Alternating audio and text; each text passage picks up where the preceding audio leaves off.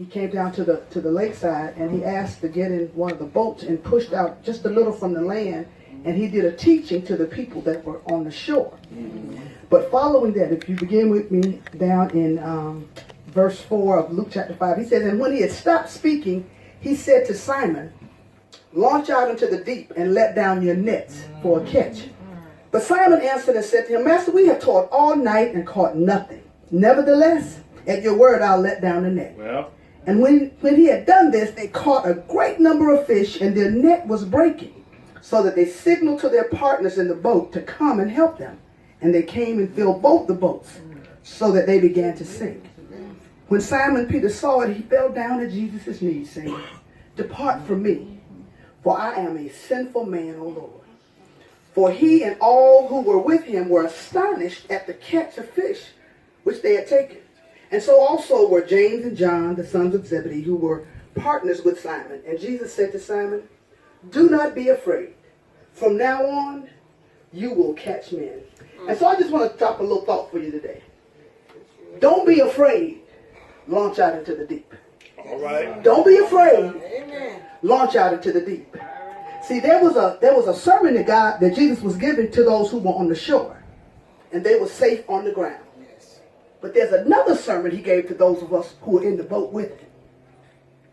When we're in the boat with him, sometimes we can be afraid. Sometimes when we're in the boat with him, we can see what's going on around us.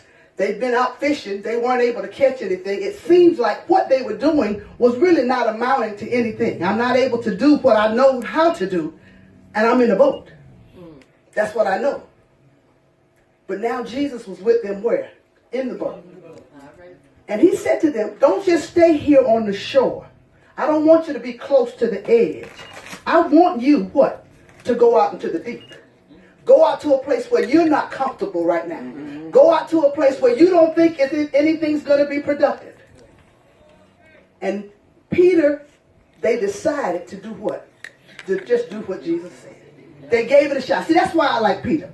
See, Peter was a fella, he gonna speak his mind. He always got something to say. I think I have that in common with him. It's very rare that you're going to ask me a question that I don't have an answer of some sort. Now, it might not be the right answer, but I always have something to say. But if we'll just sit and listen to Jesus, he'll bring that thing around and he'll make that thing work out for you. And so when he said to him, go ahead, launch out into the deep. And Peter said, okay.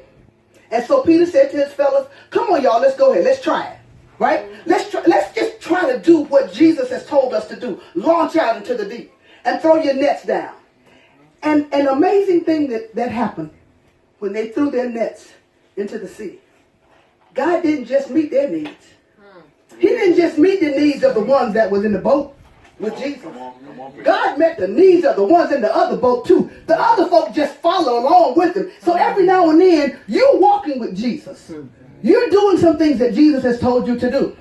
Everybody around you hasn't necessarily made that same decision. But just because of your obedience, because of your willingness, the blessings that God brings to your life are going to spill over into somebody else's life. So I want you to take courage. Don't be afraid to launch out into the deep. Because Jesus said, I didn't just come to have you fish. I didn't just come to have you have a good job and for you to make a lot of money to reap unto yourselves. But I'm going to make you what? Fishers of men. I'm going to throw you out there in the deep water where you have to depend on me, where you've got to trust me, where you've got to ask me, Lord, what shall I do next? And all I want you to do is to be like Peter. I just want you to be like Peter.